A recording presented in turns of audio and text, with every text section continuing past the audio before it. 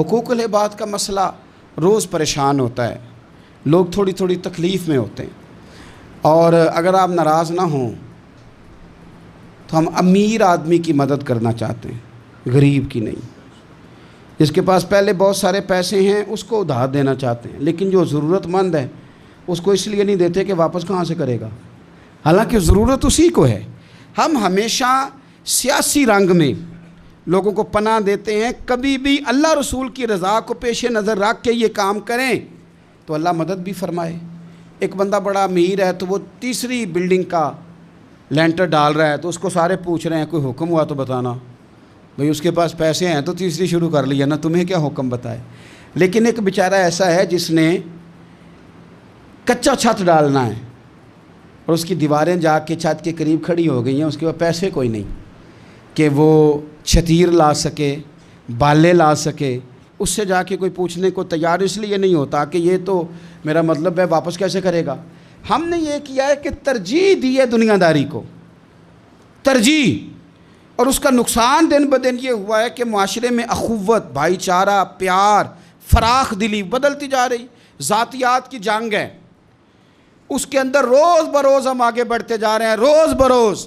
سنو میرے رسول پاک کا طریقہ، نبی پاک صلی اللہ علیہ وسلم کے پیارے صحابی حضور سید عالم صلی اللہ تعالیٰ علیہ وسلم کے چچا زاد حضرت عبداللہ ابن عباس، جن کو میرے نبی پاک نے دعا دی تھی کہ اللہ تجھے دین کی سمجھ عطا فرمائے، اس امت کے سب سے بڑے مفسر قرآن، مفسرین کے امام حضرت عبداللہ ابن عباس رضی اللہ تعالیٰ عنہ مسجد نبوی میں اعتکاف بیٹھے ہوئے ہیں، حضور کے روضہ انور کے پاس اعتکاف بیٹھے، کریم محبوب علیہ السلام کے قدموں میں۔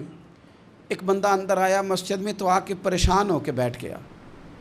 حضرت عبداللہ ابن عباس اعتکاف میں تھے، اٹھ کے اس کے پاس گئے، بھائی بڑے پریشان ہو، کیا ہوا؟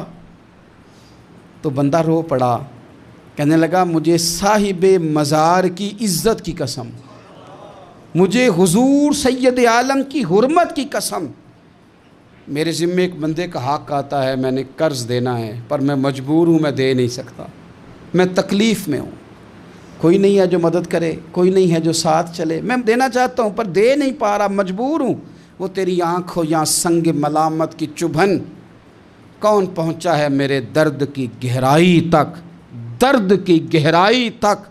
اور دور شہرت میں تو یاروں نے کیا یاد بہت، ساتھ آیا نہ کوئی کوچے رسوائی تک، ساری عمر ہی آٹا گد ہے، لکھاں کیتے نہیں پیڑے، اب وقت آیا ہی تے محمد بخشا کوئی نہیں ہوں بیٹھا نیڑے۔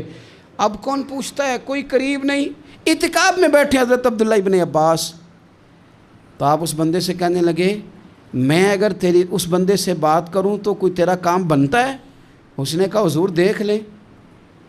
فوراً اٹھے، جوتے پہنے، مسجد سے نکلے۔ بندہ کہنے لگا حضور شاید آپ بھول گئے، آپ اعتکاف میں۔ تو حضرت عبداللہ ابن عباس کی آنکھوں میں آنسو آ گئے، فرمایا بھولا نہیں، مجھے یاد ہے، پر میں نے نا زیادہ لمبا عرصہ نہیں ہوا، بات کرتے کرتے رو پڑے۔